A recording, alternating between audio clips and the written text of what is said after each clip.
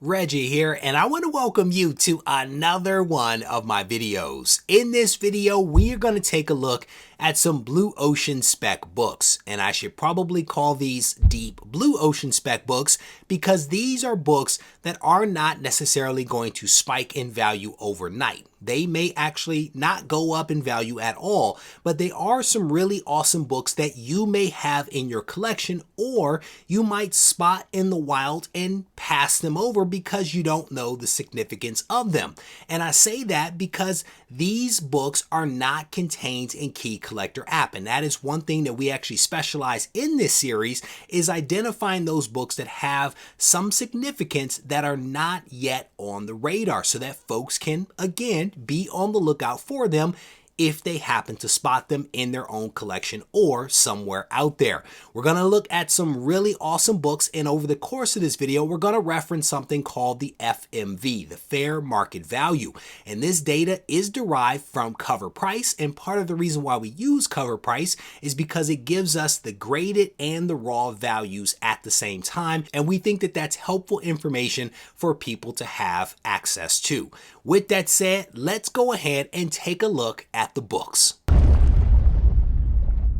Book number one is Robotech Defenders, issue number 1, published by DC Comics in 1984. Robotech, also known as Macross, is a popular anime property that had a successful US television animated series in the 1980s that was adapted from 3 Japanese anime series. The series involved alien technology that advances Earth's robotic technology used to defend the planet against invasion. The robotechnology is transformable, similar to other properties of the 80s era like the Transformers. The original Robotech series and toy line predates the Transformers by a number of years, and the property has a significant fan base to this day. While Comic produced the first US appearance of Robotech in comics, specifically Macross issue number 1, DC Comics produced the first comic book series under the Robotech name. Comic continued a Robotech series, Robotech the Macross Saga, shortly after 1985. Robotech Defenders issue number 1 was the first installment of what was intended to be a 3-part miniseries released in 1984. But because of poor performance, the 3-part miniseries was shortened to just 2 issues. This spring, it was announced that Sony Pictures is developing a live-action Robotech movie with Hawkeye director Rhys Thomas attached to the project. While Macross issue number 1 is without question the most sought-after comic related to this intellectual property, we think the first Robotech title in early US adaptation is not a bad book to pick up, especially if you can find it for a decent price. Cover price has very fine to near mint copies of this book going for about $5, with fine copies selling for around $2. Very few graded copies have sold. The last was in 2020 with a CGC 9.2 selling for about $30. Currently, there are only 22 copies of this book on the census, with 8 graded copies at a 9.8.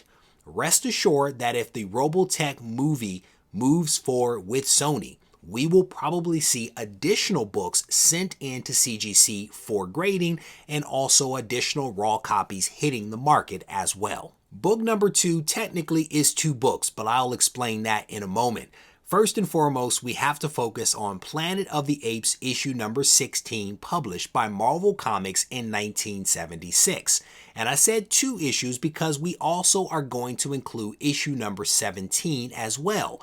And to the point of 2, I have to thank 2 members of the community, Mark Andrews and Chuck Hensley, for helping us to identify the significance of these 2 comics. Planet of the Apes is a sci-fi property that needs no introduction. From its late 1960s Charlton Heston beginnings to more recent critically acclaimed films, it has lasted on the big and small screen for over 50 years.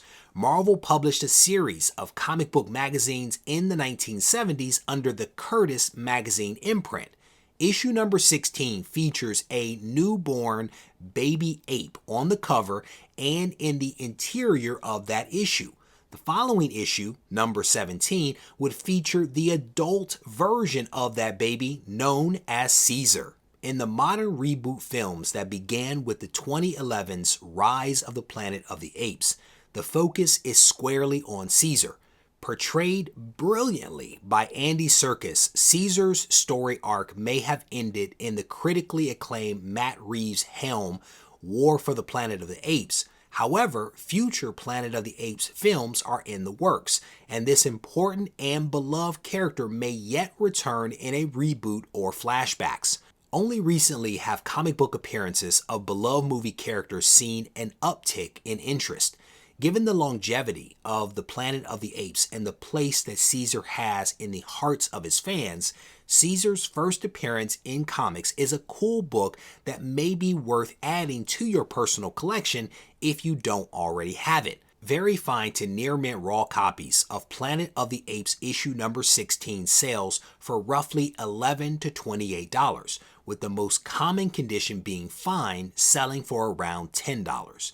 Graded copies aren't sold all that often, and the last copy sold in 2019, a CGC 9.6, went for $75. Issue number 17, the first adult appearance of Caesar, has a very similar raw FMV, but a 9.6 CGC recently sold for $240. Issue number 16 only has 17 total copies on the census, with 4 receiving a 9.8. Issue number 17 only has 18 copies on the census, with 5 receiving a 9.8. And as I mentioned before, if there is some magic to happen with a reboot in the future, we could see additional copies of this book flow, technically these books, flow into CGC for grading. Book number 3, TMNT presents April O'Neil issue number 1, published by Archie Comics in 1993. April O'Neil is the primary human ally of the Turtles, debuting in issue 2 of the original Turtle series. It goes without saying that April is an important character to the story of the Turtles overall and has been portrayed in numerous ways throughout the life cycle of the Turtles, including being portrayed in animation and also live action television and movies.